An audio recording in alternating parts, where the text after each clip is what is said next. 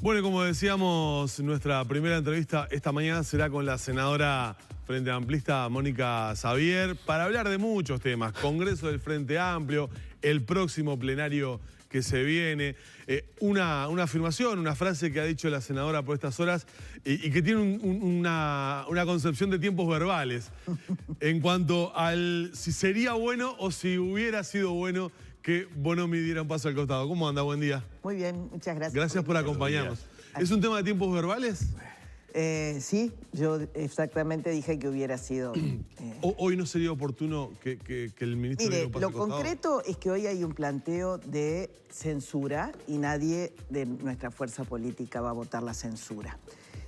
¿Por qué? Porque, entre otras cosas, vamos a discutir algunos de los argumentos que se plantean. Decir que en la situación de la manifestación del otro día lo que debió haberse era reprimido, bueno, es una cuestión que no necesariamente debe ser así. A veces, tácticamente, conviene más no hacer un episodio en el cual pueda después lamentarse vidas humanas.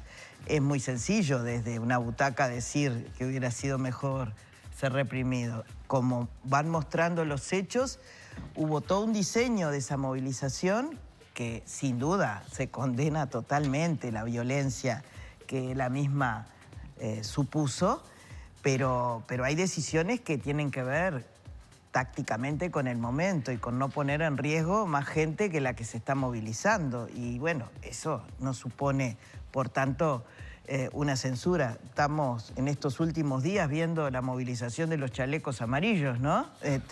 Si uno pudiera, solo por tomar la decisión de reprimir, inhibir a quienes usan la violencia para manifestarse, sería fantástico, pero no es así. Por tanto, plantearse sobre ese tema una decisión nada más ni nada menos de censura no corresponde. Y de ninguna manera estaba hablando de eso cuando se me preguntó. De lo que estaba hablando es de que yo no creo que suponga siempre una crisis el relevo de un ministro o de una ministra y que por tanto lo tomo como una cuestión con mucha mayor naturalidad y en particular para lugares sensibles, ¿no? Como puede ser sin lugar a dudas ese ministerio. Pero bueno, estamos ya en el año casi electoral y además la oposición ha tomado políticamente todos estos temas. Iremos nuevamente a una comparecencia del ministro Bonomi al Parlamento. Que creo que debe haber sido el ministro más llamado. Más compareciente, sí. También hay que recordar que es un ministro... de los que más tiempo tiene. Que tiene más tiempo, ¿no? Sí. Es decir, nobleza obliga, un poco de equilibrio a la hora de verlo. Pero creo que se lleva todos los premios. Pero creo que igualmente se lleva todos los premios. La pregunta, entonces, política podría ser, ¿es que la oposición hinca el diente exclusivamente o casi exclusivamente en el tema de seguridad porque es el talón de Aquiles del gobierno? Mire, no es solo del gobierno, es la realidad de la región, ¿no? El delito, el crimen organizado en particular, se instala y muta muy rápidamente de modalidad y nosotros no estamos acostumbrados a eso. Uno que va habitualmente a diferentes lugares del interior, a veces la gente está haciendo el discurso, pero dejó la llave en el auto y la puerta de su casa abierta.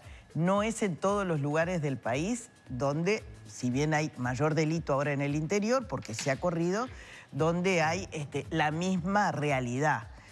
Lo que es cierto es que ese delito nos está llevando a cambiar nuestra forma de vida y es natural que todos tengamos prevenciones con respecto a ello. No es una realidad exclusiva, ojalá pudiéramos dar debates más tranquilos sin la cuestión político-partidaria, porque si todo esto deriva en que volvemos a hacer planteos de aumentos de penas y de seguir llenando las cárceles, seguimos por un camino que no ha dado resultados. No digo que una sociedad, un gobierno, no las recorra. Lo que digo es que a todas luces, desde el 95 venimos aumentando penas, venimos destinando del presupuesto nacional importantes recursos para toda la cuestión del Ministerio del Interior y la situación sigue. Entonces, no es que no haya que reprimir el delito, hay que entender que que esa modalidad viene desafiando y nos está generando situaciones de problema, que no necesariamente se arreglan con esto de más prisionización, porque llevamos récord de prisioneros por cantidad de población. Ahora, en cuanto a la censura, Bonomi, esta semana que se va a plantear el pedido de censura. Hoy se plantea. Sí, hoy se plantea y se discute el jueves, 14, ¿no? El jueves 14. Ahí está. No el otro. En realidad, de alguna manera, no es por el hecho en sí de la marcha del viernes, sino lo que dice García, que es uno de los impulsores de la acción, es que hay una concatenación de hechos en la semana que arrancan allá por Artigas con la situación que se dio con el productor tabacalero y la manifestación que se quiso hacer, la derivación que tuvo eso, el hecho que se conoce, de hecho el ministro va al Parlamento en estas horas a la Comisión de Seguimiento del Sistema Carcelario por la muerte, más que muerte es la ejecución de un recluso en el penal de Libertad, y el ministerio, sabiendo la situación cuál era, mantiene una información que no era ajustada, no era correcta. Y luego, por supuesto, lo de la marcha. Lo del penal de Libertad es grave, ¿no? Y sobre todo, sin duda que es grave. La posición del Ministerio del Interior es grave. Sin duda que es grave, y me parece que el Parlamento necesita explicaciones. De ahí a que, en lugar de transitar por la comisión y evaluar la información en la comisión, ya desde antes se pida la censura, me parece que es propio de esta cosa desenfrenada que hay, en donde los temas todos se discuten en titulares y en sensacionalismo, y no en realidades que son dolorosas, difíciles, pero que hay que tener ponderación también en su análisis y en su discusión, ¿no? ¿Cómo ve el hecho? Porque digo, tiene que ver un poco con el tema de seguridad, y cuando digo tiene, me adelanto a lo que ya empezamos a ver, obviamente nuevamente hablando del juego político, de la oposición haciendo punta en el tema seguridad, de esta situación que se dio en el Congreso con esta aprobación por mayoría de el tema de los antecedentes penales de los menores. Impulsado, digo rápidamente esto por si alguien no sabe de qué tema estoy hablando, por Fabiana Goicoechea, recordemos que Goyeneche, recordemos que era quien estaba un poco al frente del no a la baja, y siguiendo en esa línea planteó algo que, si bien hoy ya hay algunas discrepancias dentro de la fuerza política, tengo entendido que el MPP entiende que no debería ser, por lo menos uno de los matutinos hoy lo está titulando, pero me interesaría saber qué es lo que piensa usted con respecto a eso que teóricamente se votó para ser incluido dentro del programa de gobierno del Frente. Sí, del próximo periodo. Exactamente. Sin lugar a dudas, hay una voluntad desde hace mucho tiempo de muchos de nosotros dentro del Frente Amplio de que efectivamente esta sociedad y nuestra fuerza política, sin lugar a dudas, entienda que los adolescentes no pueden tener un sistema penal más punitivo que los adultos. A ver, es de cajón que una sociedad que aún no ha culminado con una infantilización de la pobreza y que tiene un sistema penal que penaliza más a los adolescentes, no puede tener un futuro adecuado. Esto no quita que veamos el delito en los jóvenes con la preocupación y con la atención que merece. Pero, ¿sabe qué pasa? Acá todos somos muy exigentes con esos hijos de alguien que no identificamos. Cuando no existía el comisionado para el seguimiento carcelario a nivel parlamentario y todo su equipo, los legisladores atendíamos a las desesperadas madres en general que venían a decir: mi hijo se equivocó, yo estoy convencida de que lo que hizo está muy mal, pero ¿sabe qué? Por favor, que lo lleven a un lugar donde no esté con otros delincuentes, que salga peor, que le den una oportunidad de rehabilitación. Ni más ni menos que lo que dice nuestra Constitución, ¿no? Que la cárcel no va a servir para otra cosa que no sea la privación de la libertad. Y que los planes, en definitiva, saquen a las personas para reinsertarlos en la sociedad. Bueno, todo eso que nos parece que nunca es suficiente, lo vemos cuando no nos damos cuenta de que quien delinque no es un extraterrestre. Puede ser su hijo, puede ser mi hijo, puede ser su hijo, puede ser nuestro nieto. Una sociedad que se planta condicionando tan fuertemente el presente y el futuro de las generaciones más jóvenes, no tiene un buen destino. Y eso es lo que tenemos que discutir nosotros.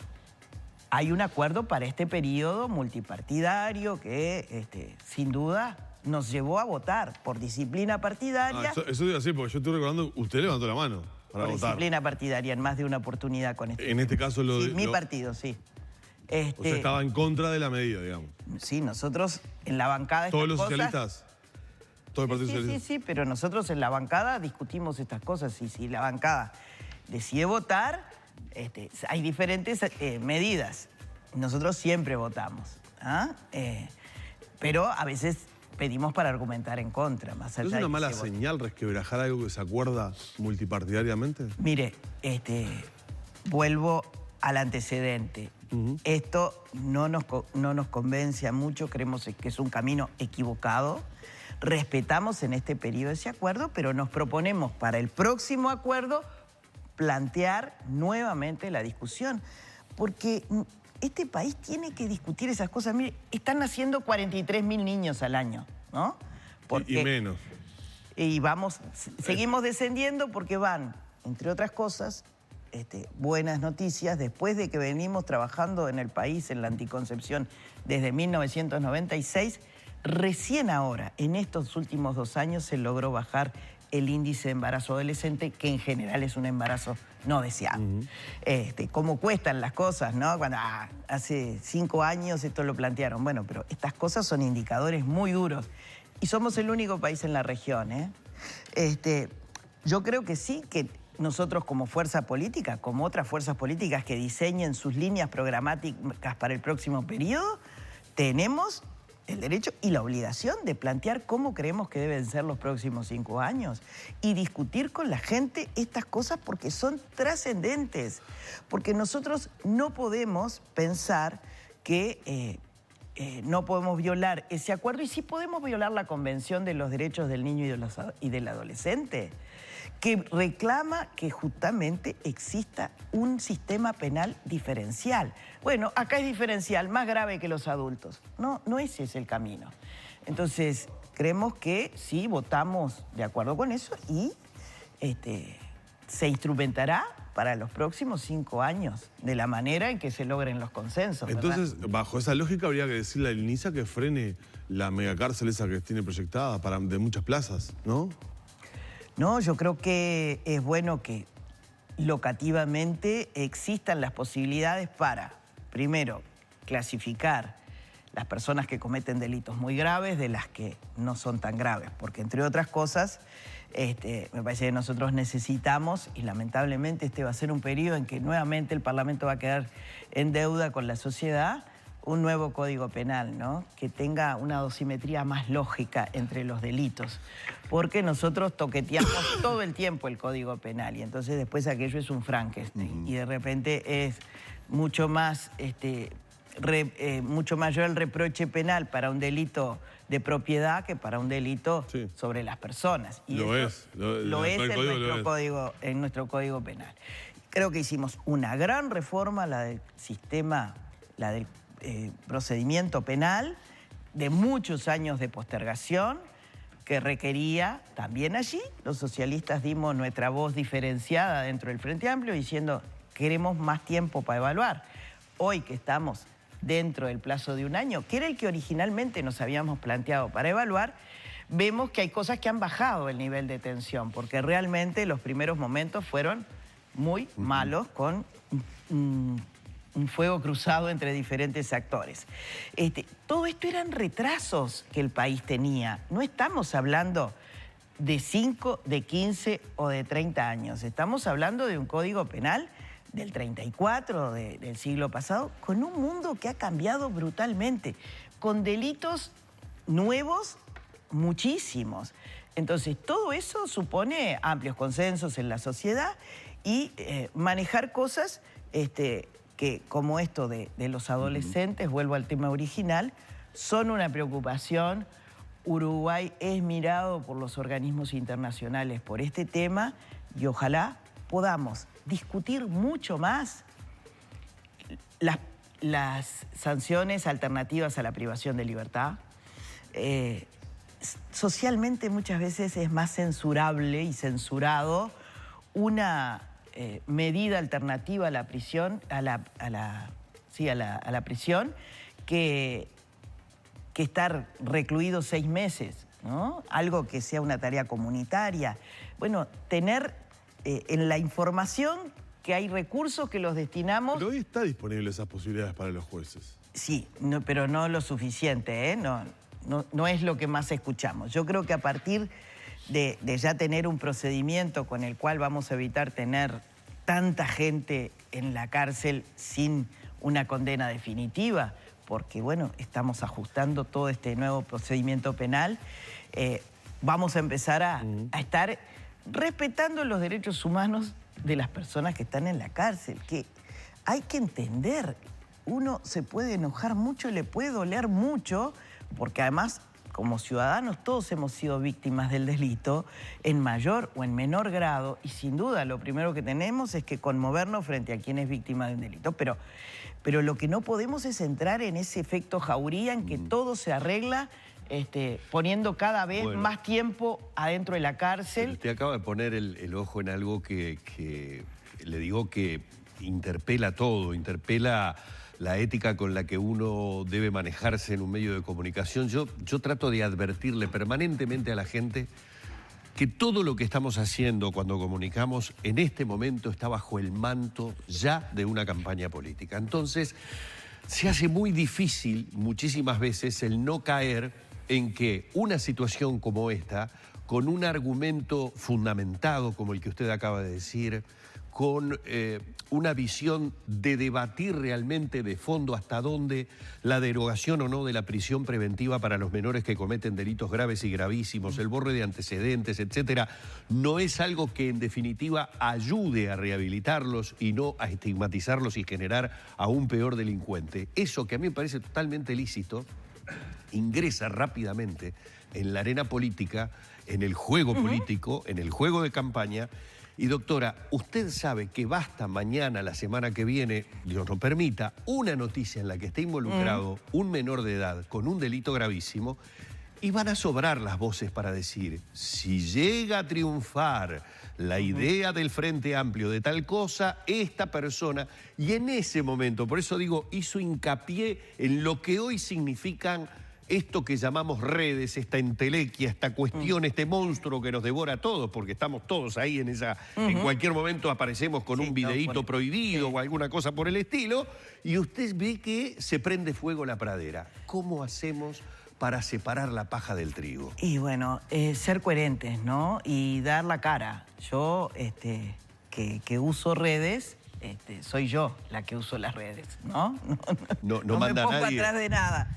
Y cuando, como hoy con ustedes, tengo la oportunidad de estar en comunicación con vuestra teleaudiencia, que por cierto es muy vasta, digo, pongámonos en esta situación. Yo me pongo en la situación de víctima de un delito y de un delito grave. No soy un extraterrestre. Lo que no podemos hacer es decir que estas siguen siendo las soluciones, porque no lo han sido. Y cuando vemos y decimos, ay, mirá, los países nórdicos logran cerrar cárceles y nosotros seguimos destinando dinero para crear más cárceles, es porque efectivamente deben existir, deben de estar adecuadamente los presos en una cárcel y no hacinados y en esas cosas terribles que 2x3 salen a la prensa. Pero hay cosas que no estamos haciendo bien, y lo que no estamos haciendo bien es la prevención, porque aún tenemos déficits importantes. Y miren que acá también corremos siempre el riesgo de estigmatizar y decir que los únicos que cometen delitos son los pobres. Es cierto que en la cárcel la mayoría son menores de 30 y de sectores socioeconómicos muy bajos, que hay un problema de concentración, de falta de oportunidades. Ahora, el combo ese de pobreza en los niños y en los adolescentes, que aún persiste más allá de todo lo que se bajó la pobreza en este país, y de un sistema penal más riguroso que incluso para los adultos, es explosivo. Y eso lo tenemos que ver, y eso hay mucha gente que ha estudiado muchas cosas. Entonces, me parece que Sin duda, vienen otras derivaciones. ¿Por qué los jóvenes desertan, en particular de secundaria? ¿Por qué tenemos los problemas de que no concurren a la escolaridad o a las clases liceales? Todo eso supone, ¿sabe qué? No decir que lo que se hizo antes estuvo mal, decir, tenemos una realidad concreta, diferente a aquella del 40% de pobreza y del 4,5% de exclusión, pero que es muy dura, que es un núcleo duro que requiere de una intersección de las políticas en el territorio, ¿ah? Y que tiene mucha más complejidad. ¿Yo qué hago? ¿Guetizo esa periferia donde de repente todos estos temas se acumulan? No, pero hoy es una realidad eso. Sí, hoy, claro. hoy Montevideo está particionado en guetos, por ejemplo. ¿Cómo lo solucionamos? Llevo hacia ahí fuentes de empleo, genero viviendas ahí, o esto ya es una realidad en la que, bueno, habrá muchos que no quieran salirse de ese territorio y habrá otros que podamos reinsertar en partes de la ciudad que han quedado vacías. O sea, es una nueva generación de políticas en función de que los problemas también cambiaron. Habrá una agenda similar a la de hace 5 años, a la de hace 10 o a la de hace 20.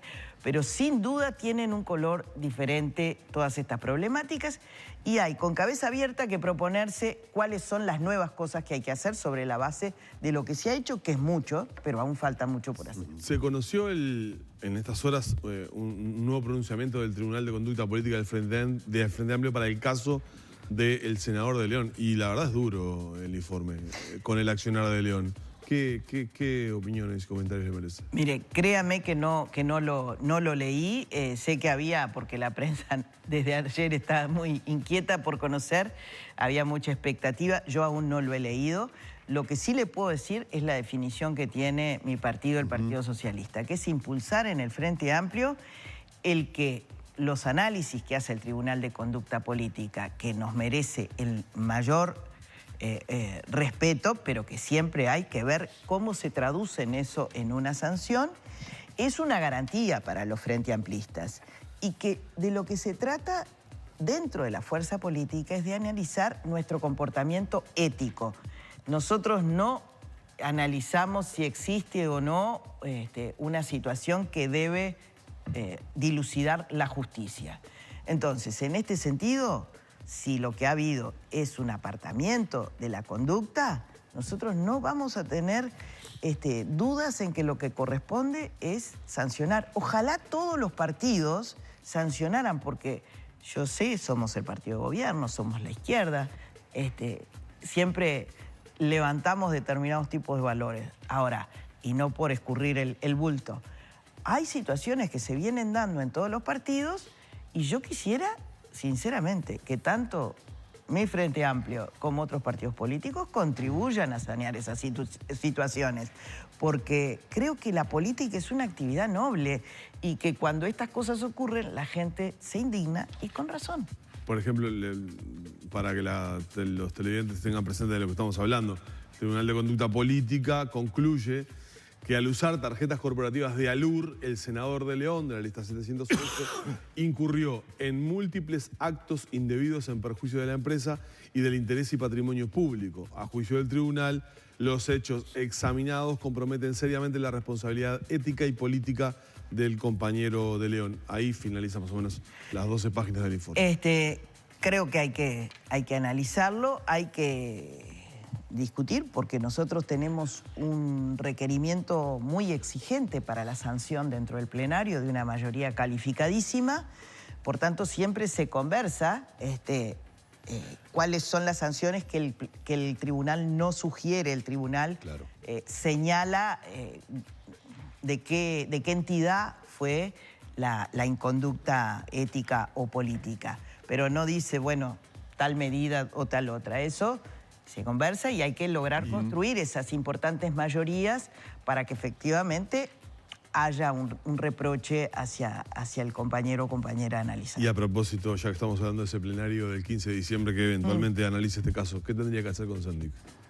Bueno, nosotros no hemos definido cuál sería la sanción específica, pero no nos cabe la menor duda de que tiene que ser en la línea de lo que veníamos trabajando para el plenario de septiembre del año pasado. Y no compartimos lo que dicen los compañeros de la 711 de que con la renuncia ya fue suficiente, porque entendemos y entendimos en aquel momento que la mayor sanción se la imponía él renunciando a la vicepresidencia, pero que la fuerza política tiene que tomar cartas en el asunto. Nosotros creemos que no debe participar de la contienda electoral y así lo haremos saber, pero aún no hemos entrado porque sin duda que el Congreso nos llevó toda la energía y estaba bueno que así fuera. Para los socialistas era importante, así como para el presidente del Frente Amplio, haber saneado esto antes del el calendario del Congreso que no fue solo el 1 y el 2 de diciembre. No existieron las voluntades suficientes como para solucionarlo antes y sí se acordó esto del 15 de diciembre y nos parece que con la mayor fraternidad hay que tener la mayor firmeza en estas cosas. Todos nos podemos equivocar y está bueno que una fuerza política como la nuestra nos señale esas cosas. Y insisto, esto es nuestro comportamiento ético y político. La justicia es la justicia y la respetamos en las definiciones que toma. No me voy a poner en intérprete de los diferentes dirigentes políticos que han salido a hablar en estos últimos tiempos del tema Sendik. Uno ha notado simplemente apenas una revisión semiótica de ciertas declaraciones. Daría la sensación de que el propio Sendik no se ha dado cuenta de la importancia que tendría el reconocer una situación que pone a toda la fuerza política en este momento en jaque, frente sí a la oposición que también encuentra allí un elemento para permanentemente estar. Es como que el tema no termina de cerrarse. No lo cierra la fuerza política, no lo cierra Sendik cuando dice yo me voy a atener a lo que el plenario diga, pero campaña voy a hacer igual porque eso no me lo pueden prohibir. Es decir, es como si no hubiera una conciencia, como si alguien, por decirlo de alguna manera, más veterano, lo agarrara y le dijera, es un momento de hacer un compás de espera porque tampoco nadie está diciendo que termine la carrera política de Sendik por una decisión de... Por lo menos es lo que yo he interpretado y me parece que del lado de la 711 esa sensibilidad no existe. No, y no, como digo, no ha sido poco el haber renunciado a la vicepresidencia. Creo que... Y ahí queda claro, ¿no? A diferencia de otras situaciones de intendentes que vienen claramente cometiendo situaciones muy reñidas con la función pública y que es un silencio sepulcral. Entonces, yo creo que por eso vale la pena insistir. Esas definiciones que se tomaron a nivel de la institucionalidad no quitan que la fuerza política definitivamente arribe a una conclusión y a una sanción en el sentido de lo que es nuestro comportamiento en las funciones que se nos confieren por parte tanto de la fuerza política como de la ciudadanía. Tenemos que ir cerrando, pero si... No, porque no queremos retomarla, tener más a la senadora, estamos cortos de tiempo ya está. Sí. Tendríamos muchas cosas, sobre todo sobre el tema del Congreso, los ejes programáticos, la temática tributaria. Yo quedé muy satisfecha de un Congreso que tiene una cuestión extraordinaria y es que un ministro discute con un compañero de un comité de base del Interior Profundo y a veces dicen, bueno, pero se dicen disparates. Bueno, se expresa lo que la gente quiere ver. Si la gente quiere más cuidado del medio ambiente, lo reclama. Y luego discutimos cómo es mejor plasmar eso. Son líneas programáticas. Luego tenemos que elaborar el programa de gobierno y también tenemos que elaborar entre medio la plataforma electoral. Bueno, es toda una elaboración programática que la hacemos de manera conjunta, participativa, y yo creo que es una de las grandes cosas que tiene el Frente Amplio en materia de cómo mantiene viva su estructura y su funcionamiento. Bueno, doctora, cuenta de más, porque nos han quedado obviamente muchísimos temas de actualidad. Estamos cerrando un año que ha sido un año muy complejo en un montón de situaciones. Nos llueven, vieron sobre fin de año las encuestas de intención de voto con números que yo sé que son mirados con atención por el espectro político. Es decir, muchas veces se sale en declaración pública a decir bueno, son encuestas, son las mediciones de un momento, pero se discuten en la interna y obviamente ya lo tuvimos, los tenemos a los 4 precandidatos presidenciales del frente, cada uno con un marcado perfil. Y bueno, pero excelentes los 4 exacto, y creo que fue un broche de oro la finalización del Congreso con el mensaje de los 4 hacia todos. En definitiva, como lo ha dicho el Frente siempre, el programa es lo importante, pero todos sabemos que a la hora de depositar ese programa en él o la candidata que sea en definitiva la que vaya a defenderlo, bueno, ese perfil que tenga él o la candidata es más que importante. Así que seguramente ameritará más de una charla. Con mucho gusto, con mucho gusto. Con la doctora Mónica Xavier hemos estado en estos minutos de la mañana de Arriba Gente, dialogando, el agradecimiento como siempre por la generosidad. Seguimos aquí en Arriba Gente.